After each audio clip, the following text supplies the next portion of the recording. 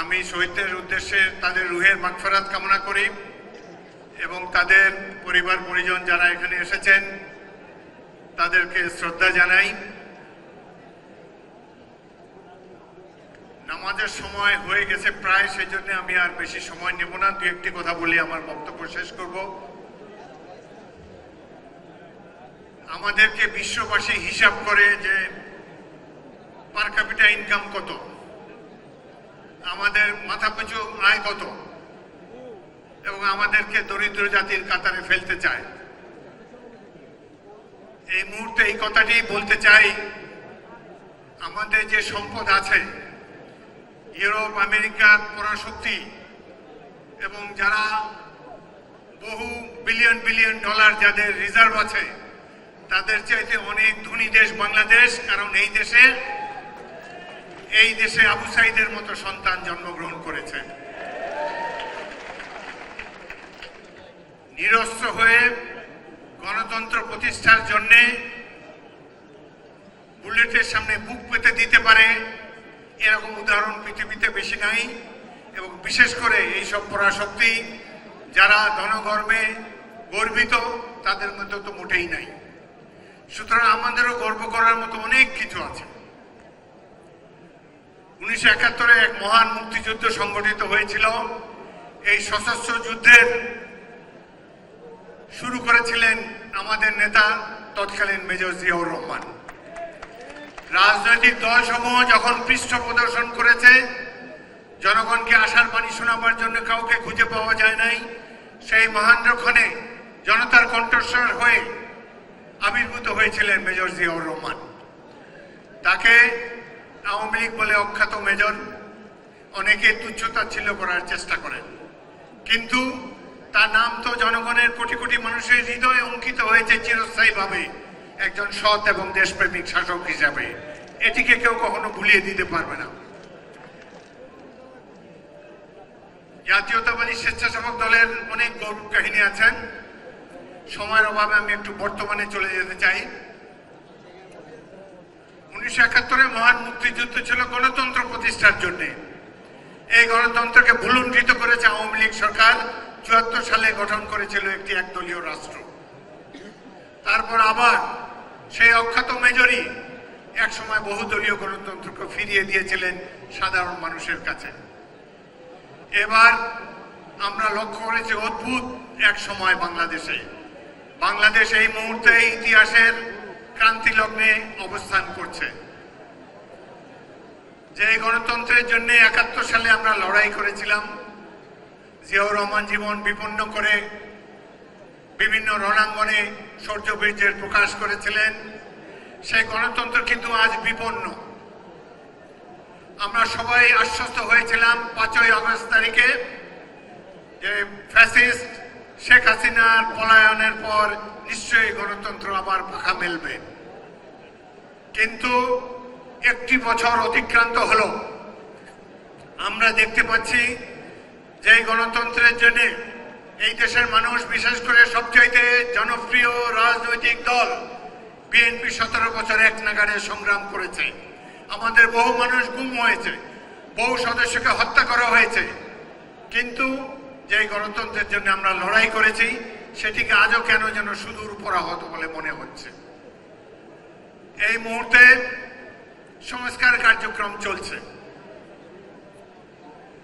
সেখানে প্রচার মাধ্যমে দেখানো হয় যে 35টি দল একদিকে, একমাত্র বিএনপি একদিকে দাঁড়িয়ে একটা নোট অফ ডিসেন্ট দিচ্ছে। আর এই যে 35টি দল, তাদের সংখ্যা কত, সদস্য সংখ্যা কত, ভোটের সংখ্যা কত, কয়টা আসন জিতে পেয়েছে? আর বিএনপি চারবার রাষ্ট্র ক্ষমতায় গিয়েছে জনগণের অকুণ্ঠ সমর্থন নিয়ে।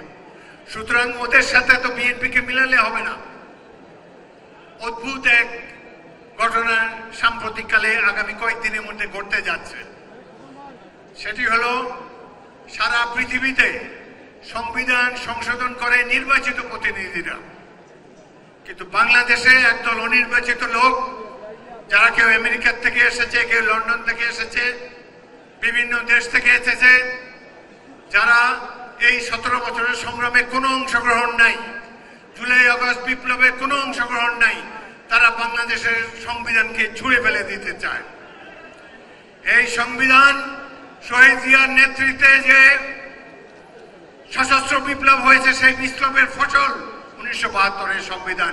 এটি আওয়ামী লীগের সংবিধান নয়। এই সংবিধানে প্রত্যেকটি রাজনৈতিক দল যারা ক্ষমতায় এসেছে সবাই সংশোধন করেছে। এখনো তো সংশোধন করার রাস্তা খোলা আছে। কেন মুক্তিযুদ্ধের মাধ্যমে অর্জিত এই সংবিধানকে ছুঁড়ে ফেলে দিতে হবে? আমরা বোধগম্য নয়। সারা পৃথিবীতে সংবিধান সংশোধন করে নির্বাচিত প্রতিনিধিরা, কিন্তু আমাদের কাছে যে জুলাই সনদ পাঠানো হয়েছে বিএনপির কাছে, সেখানে আমরা দেখতে পাচ্ছি এই সনদে সই করা মাত্র বিদ্যমান সংবিধান পরিবর্তিত হয়ে যাবে, অ্যামেন্ডেড হয়ে যাবে। পৃথিবীর ইতিহাসে এর কোনো দ্বিতীয় উদাহরণ নাই। আমরা আজকে দীপ্ত কণ্ঠে এই সভা থেকে ঘোষণা করতে চাই, বাংলাদেশের জনগণের সর্বোচ্চ অভিপ্রায় রূপে সংবিধান সংশোধন করার একমাত্র অধিকার রয়েছে আগামী ভোটে যারা নির্বাচিত হয়ে আসবে। জাতীয় সংসদে নির্বাচিত প্রতিনিধি ছাড়া অন্য কেউ সংবিধান সংশোধন করার অধিকার রাখে না। বোঝাই যাচ্ছে গণতন্ত্র এই দেশের কিছু তথাকথিত সুশিক্ষিত মানুষের কাছে পছন্দের নয়। গণতন্ত্র তাদের কাছে ভালো লাগে না। গণতন্ত্রের লাইনে দাঁড়িয়ে ভোট দিতে হয়। গণতন্ত্রে অশিক্ষিত কথাকেও গ্রাহ্য করতে হয়। সেই জন্যই তারা নানা ধরনের তত্ত্ব আবিষ্কার করছে। অতীতে আমরা তত্ত্বাবধায়ক সরকার দেখেছি। আমাদের সরকার 15 ফেব্রুয়ারিতে আমরাই প্রবর্তন করেছিলাম তত্ত্বাবধায়ক সরকারের। এই দেশবাসী অভ্যস্ত যে 3 মাসের একটা তত্ত্বাবধায়ক সরকার আসবে, একটি নিরপেক্ষ নির্বাচন হবে, জনগণ যাকে খুশি তাকে ভোট দিয়ে আবার রাষ্ট্র ক্ষমতায় বসাতে পারবে। কিন্তু এই অবস্থার এখন পরিবর্তন চায় অনেকে। এই যে পিআর নিয়ে যে ধূম্রজালের সৃষ্টি করা হয়েছে, প্রপোর্শনাল রিপ্রেজেন্টেশন, এইসব কথা তো আগে শুনি নাই। জুলাই আগস্টের সেই গণবিপ্লবের সময় শুনি নাই, গণ অভ্যুত্থানের সময় শুনি নাই, আগেও কখন শুনি নাই। হঠাৎ করে এই 2-1টি রাজনৈতিক দল যাদের একটি বর্তমান সরকারের সৃষ্ট, অপরটি যারা স্বাধীনতা যুদ্ধের বিরোধিতা করেছে, তারা এই পিআর তথ্য নিয়ে আবির্ভূত হয়েছে। দেশের জনগণ এতবার ভোট দিয়েছে, কখনো তো ভুল সিদ্ধান্ত নেয়নি। জনগণের উপরে আস্থা রাখুন। এইভাবে নানা ধরনের অ্যারিস্টোক্রেটিক কথাবার্তা বলে সাধারণ মানুষের জীবনকে বিলম্বিত করবেন না। আমরা লক্ষ্য করছি, ঘোষণা দেওয়া হয়েছে ফেব্রুয়ারিতে নির্বাচন হবে। এই নির্বাচনে অনেকে বিরোধিতা করে এই কারণে যে নির্বাচন সুষ্ঠুভাবে হয়ে গেলে বিএনপি ক্ষমতায় যাবে। এটা তো ভাই বিএনপির অপরাধ না। জনগণ যদি আমাদেরকে ভোট দেয়, আমরা তাদের খেদমত করার জন্য সদা প্রস্তুত আছি। অতীতে 4 বার আমরা করেছি। কিন্তু বিএনপি রাষ্ট্র ক্ষমতায় যাবে, সুতরাং নির্বাচনের দরকার নাই। এমন সিস্টেমে নির্বাচন করতে হবে বিএনপি যেন সংখ্যাগরিষ্ঠতা না পায়। আমার এই কথা বলার উদ্দেশ্য, এখানে অসংখ্য সাহসী তরুণদেরকে আমি দেখতে পাচ্ছি। আপনারা যখন এই মিলনায়তন থেকে বাইরে যাবেন, বাড়িতে যাবেন, নিজের গ্রামে যাবেন, শহরে যাবেন, জনগণকে বোঝাবার দায়িত্ব আপনাদেরকে নিতে হবে। আমরা সারা জীবন ভোট দিয়ে এসেছি একজন ব্যক্তিকে, পার্টিকে নয়, কোনো সিম্বলকে নয়। আমরা যেই সম্মতে যেই সিস্টেমে অভ্যস্ত, সেই ধরনের সিস্টেম চাই। নিত্য নতুন সিস্টেম দিয়ে নির্বাচনকে দূরে সরে দেওয়া চলবে না। এনসিপি নামক একটা দল, যারা এই সরকারের সৃষ্ট, তারা বলছে ফেব্রুয়ারিতে নির্বাচন হতে দেওয়া যাবে না। এখন পর্যন্ত রেজিস্ট্রেশনই হয় নাই, তারা বলে নির্বাচন হতে দেওয়া যাবে না। অপর দল জামাতে ইসলামী, তারা এক অদ্ভুত কথা বলেছে। তারা বলেছে সাম্প্রতিককালে যে ঘোষণাপত্র দিয়েছে প্রফেসর ইউনূসের সরকার, সেখানে পাকিস্তানের জন্মকে গ্লোরিফাই করা হয় নাই। আরে এত বছর আগের ঘটনা। বাংলাদেশের মানুষই তো ভোটের মাধ্যমে 46 সালে ভোট দিয়ে এই তৎকালীন পাকিস্তানের সৃষ্টি করেছে। আমরা পূর্ব পাকিস্তানের অংশ ছিলাম। সেই 47-এর সময় 46 সময় পাকিস্তান প্রতিষ্ঠার বিরোধিতা করেছিল বর্তমানে এই দল জামাতে ইসলামী। এখন তারা 71-এ এই 47-কে গ্লোরিফাই করা হয় নাই বলে অভিযোগ তোলে। এরা তককে আছে, এই দেশে গণতন্ত্র প্রতিষ্ঠিত হতে দেবে না। একটা মৌলবাদী ব্যাকওয়ার্ড লুকিং রাষ্ট্র ব্যবস্থা প্রবর্তনের জন্য বাংলাদেশের জনজীবনে তারা দুর্ভোগ সৃষ্টি করতে চায়। এত বছর প্রথমে শুনলাম যে 1 বছর থাকবে, 2 বছর থাকবে। একজন উপদেষ্টা বলেছেন যে শেখ হাসিনা 5 বছরের জন্য নির্বাচিত হয়েছিল, তিনি মাত্র 2-3 মাস ক্ষমতায় ছিলেন, অতএব বাকি সময়টা আমাদেরকে পার করতে দিতে হবে। কোথায় শেখ হাসিনার সরকার, কোথায় এইভাবে আমিডামি নির্বাচন, কোথায় নির্বাচন নামে প্রহসন, আর এরা জীবনে কোনো স্যাক্রিফাইস নেই বাংলাদেশের জনগণের জন্য। এই যে জুলাই আগস্টে বিএনপির তো 488 জন শহীদ হয়েছে।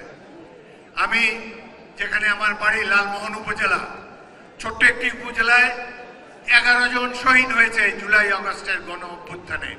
এদের কেউ ছাত্র না, গরিব মানুষ, তরকারিওয়ালা, মুদি দোকানদার, রিক্সাওয়ালা, প্রাইভেট ফার্মে চাকরি করে, এই ধরনের 11 জন জীবন দিয়ে গণতন্ত্রকে প্রতিষ্ঠা করেছে। আর তারা এখন এলিটিজমের খোঁজে রয়েছে, কিভাবে পিয়ার হবে, সংখ্যানুপাতিক হবে না আসন ভিত্তিক হবে, নানা ধরনের দুর্মজাল সৃষ্টি করে তারা নির্বাচনে বিঘ্ন ঘটাবার চেষ্টা করছে। সুতরাং আজকে এই স্বেচ্ছাসেবক দলের যারা গর্বিত সদস্য, তাদের উদ্দেশ্যে বলবো, আপনারা ফিরে গিয়ে গ্রামে গ্রামান্তরে ছড়িয়ে গিয়ে আমরা